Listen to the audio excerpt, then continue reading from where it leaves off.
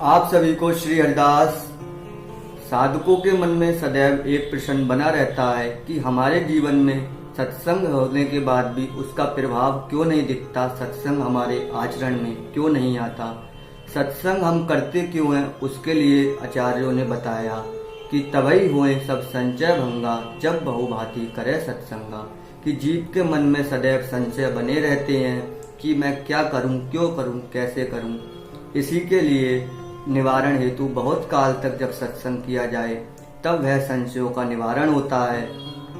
और सत्संग की सुख की महिमा तो स्वयं कबीरदास जी ने उस समय की जब उनका अंत समय आया। वह अपनी वाणी में अपने शब्दों में कहते हैं कि राम बुलावा भेजिया तब दिया कबीरा रोए, जो सुख है सत्संग में सो बैकुंठ न होए। कि जब उनका अंत समय आया तो वह कहते हैं कि जो सुख सत्संग में था वह तो बैकुंठ में भी नहीं है। ऐसे सत्संग के सुख की महिमा की बैकुंठ में भी वह सुख प्राप्त नहीं हो सकता। और आज हम नाना भांति से जैसा साधन हमें मिलता है कथा के माध्यम से, या सबसे जो सरल साधन है कहा जाए तो यूट्यूब का माध्यम। यूट्यूब के माध्यम से हम सत्संग सदैव सुनते रहते हैं, पहले से अधिक हम सत्संग का श्रवण करते हैं, परंतु हमारे जीवन में उसका असर और प्रभाव क्यों नहीं होता। आज हम इसी विषय पर चर्चा करें और विषय में प्रवेश करें। एक शिष्य ने अपने गुरुदेव से प्रश्न किया कि गुरुदेव, बहुत काल तक सत्संग करने के पश्चात भी हमारे जीवन में सत्संग का प्रभाव क्यों नहीं हो रहा, हमारे आचरण में सत्संग क्यों नहीं आ रहा। उसके गुरुदेव ने प्रसन्न होकर कहा कि शिष्य, ये प्रश्न सिर्फ तुम्हारा ही नहीं संपूर्ण मानव जाति का है, क्योंकि संपूर्ण मानव जाति सत्संग तो कर रही है परंतु उस सत्संग का प्रभाव उनके जीवन में या उनके जीवन में उस सत्संग का आचरण नहीं बन पाता। तब उसके गुरुदेव ने शिष्य से कहा कि शिष्य, तुम आज जाओ एक घड़ा भर के मदिरा लेके आओ। ये सुनकर शिष्य बड़ा अचंभित हुआ कि गुरुदेव हमेशा मदिरा और जो मांस है इससे दूर रहने को कहते हैं। आज उन्होंने उस मदिरा को एक घड़े में भर के लाने के लिए क्यों कहा। ऐसा सुनकर शिष्य के मन में संकोच तो हुआ, परंतु उसने अपने गुरुदेव के वचनों का पालन करते हुए एक घड़ा में मदिरा भर के लाया और गुरुदेव के सन्मुख वह मदिरा रख दी। गुरुदेव ने कहा कि शिष्य, तुम इस मदिरा का पान कर जाओ, परंतु एक बात याद रखना, पान करते समय ये मदिरा तुम्हारे कंठ से नीचे न उतरे, अर्थात इसे मुख में रखकर ही बाहर निकाल देना। ऐसा सुनकर शिष्य बड़ा अचंभित हुआ, परंतु वह अपने गुरु के सन्मुख कैसे नहीं उनकी आज्ञा को मानता, जब गुरुदेव उसके सन्मुख बैठकर उसे आज्ञा दे रहे थे।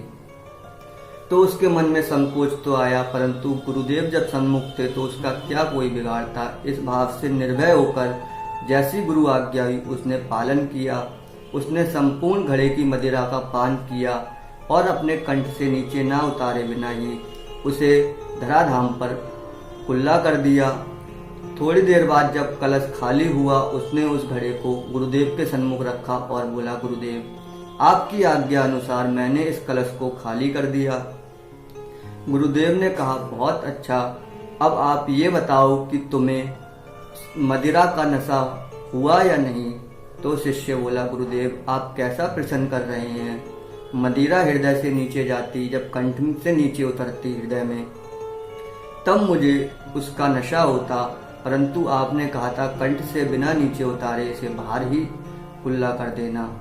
तो शिष्य को गुरुदेव ने कहा मुस्कुराते हुए कि इसी भांति से जीव की दशा है कि जीव सत्संग सुनता है और उसे सत्संग में रस भी आता है। जिस प्रकार से तुमने मदिरा पी तो तुम्हारे मुख में मदिरा का स्वाद तो आया, परंतु मदिरा का नशा इसलिए नहीं चढ़ा क्योंकि मदिरा तुम्हारे कंठ से नीचे नहीं उतरी, हृदय में नहीं गई। ठीक इसी भांति जीव सत्संग तो बहुत जन्म से या बहुत काल से कर रहा है, परंतु उसका प्रभाव एवं उसका आचरण नहीं आना, सत्संग में उसका आचरण नहीं बनना, ये कारण यही है कि सत्संग को सिर्फ सुनकर ही वह छोड़ देता है और अपने हृदय में नहीं उतारता। और सत्संग की विधि तो यह है कि सत्संग जब सुना जाए तो उसे हृदय में उतारा जाए। हम ये नहीं कहते कि एक बार में सभी विचारों को उतारो, परंतु एक एक करके यदि एक दिन में या जैसे आपका संकल्प शक्ति हो उसके आधार पर यदि आप एक विचार भी नित्य अपने जीवन में उतारने का प्रयास करोगे तो एक दिन देखोगे कि संपूर्ण विचार धीरे धीरे आपके हृदय में उतर आए और वह सत्संग का जो व्यवहार जो आचरण है वह आपके जीवन में दिखने लगा। सत्संग का संपूर्ण प्रभाव आपके जीवन में कब दिखने लगेगा आपको पता ही नहीं चलेगा। हमें उस मदिरा के भांति उसे बाहर नहीं निकालना, बल्कि सत्संग तो वह अमृत है जिसको श्रवण करने के लिए देवता तक अमृत कलश लेके आए, परंतु उन्होंने कहा कि इस रस की तुलना आप इस अमृत कलश से भी नहीं कर सकते। तो इस अमृत रूपी सत्संग का पान करें और अपने हृदय में उसे उतारें, इसी उम्मीद के साथ कि आप लोगों के हृदय में ये बात अवश्य उतरी होगी और अन्य साधकों को आप ये अवश्य शेयर करें ताकि उनके हृदय में भी सत्संग रूपी रस की जो अमृत है, जो अमृत रूपी सत्संग है वह उतर सके। इसी भाव के साथ नित्य जपें, निरंतर जपें श्री हरिदास श्री हरिदास श्री हरिदास।